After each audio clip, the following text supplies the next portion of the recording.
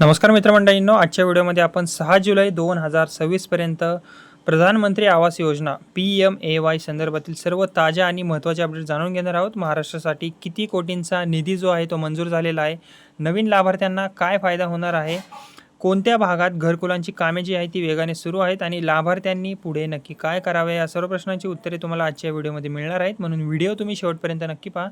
आता जी पहिली अपडेट आहे त्याबद्दल सांगायचं झालं तर सर्वप्रथम एक आनंदाची बातमी म्हणता येईल या योजनेविषयी, ती म्हणजे की प्रधानमंत्री आवास योजना ग्रामीण अंतर्गत महाराष्ट्रासाठी तब्बल 8,368 कोटींचा जो निधी आहे तो उपलब्ध करण्यात आलेला आहे आणि या निधीमुळे राज्यातील प्रलंबित घरकुलांची कामे जी आहे ती वेगाने पूर्ण करण्यावर भर सुद्धा दिला जात आहे.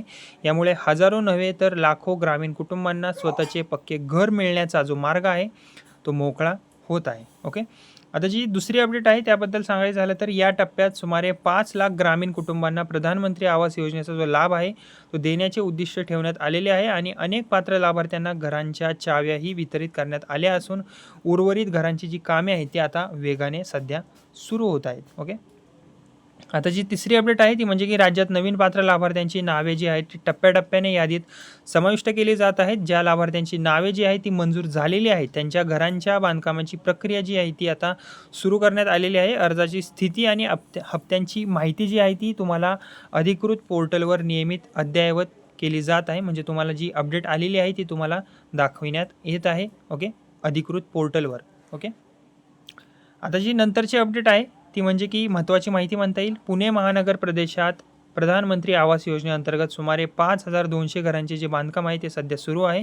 कामाच्या प्रगतीनुसार लाभार्थ्यांच्या खात्यात हप्त्यांद्वारे अनुदान सध्या जमा केले जात आहे. ओके, आता जी नंतरची अपडेट आहे ती म्हणजे की PMAY अर्बन 2.0 अंतर्गत महाराष्ट्रासाठी 49.78 कोटींचा दुसरा केंद्रीय हप्ता मंजूरसुद्धा करण्यात आलेला आहे आणि या निधीमुळे विविध शहरांमधील मंजूर घरकुल प्रकल्पांना आता गतीसुद्धा मिळणार आहे खूप बऱ्याच प्रमाणात. ओके, आता जी नंतरची अपडेट आहे आपली 6वी अपडेट आहे ती म्हणजे की आज 6 जुलै 2026 पर्यंत पुणे महानगर प्रदेशात घरकुलांची जी कामे आहे ती सुरू आहेत. मुंबई महानगर क्षेत्रातील अनेक शहरी प्रकल्पांवर काम सुरू आहे. विदर्भातील ग्रामीण घरकुलांची उभारणी जी आहे ती वेगाने सुरू आहे. मराठवाड्यात मंजूर लाभार्थ्यांची घरे जी आहेत ती सध्या बांधली जात आहेत. ओके, ही एक चांगली न्यूज म्हणता येईल.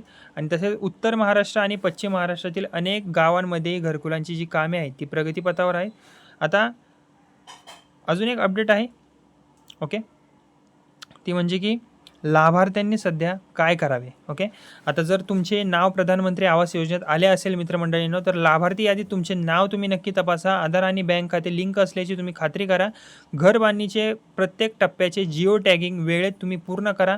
तसेच अधिकृत पोर्टलवर हप्त्यांची माहिती तुम्ही नियमित तपासा. ओके, तर मित्रमंडळींनो, शेवटची एक महत्त्वाची सूचना, जर तुम्ही प्रधानमंत्री आवास योजनेसाठी अर्ज केला असेल तर तुमचे नाव लाभार्थी यादीत आहे का ते तुम्ही बघा. हप्त्यांची स्थिती काय आहे ते बघून घ्या. आवश्यक कागदपत्रे तुमची पूर्ण आहेत का हे नियमित तुम्ही तपासत राहा. फक्त आणि फक्त अधिकृत शासनाच्या वेबसाईट आणि संबंधित विभागाच्या सूचनांवरच तुम्ही जास्त विश्वास ठेवा.